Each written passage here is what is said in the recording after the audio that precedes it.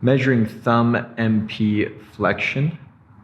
Your axis of your goniometer will be on the first MP joint here.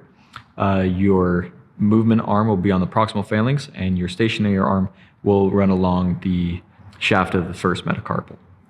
So I'll go like this. So Rachel, if you could, flex down your thumb for me. So we're looking at 60 degrees flexion at this joint here. That's the normal ranges of motion for this joint in most people is about 0 to 50. But Rachel here has a little bit more than that. Rachel, now you can, if you could, flex your thumb down for me as far as you can go. So if you look here, this thumb is about 80 degrees of flexion at the MP joint.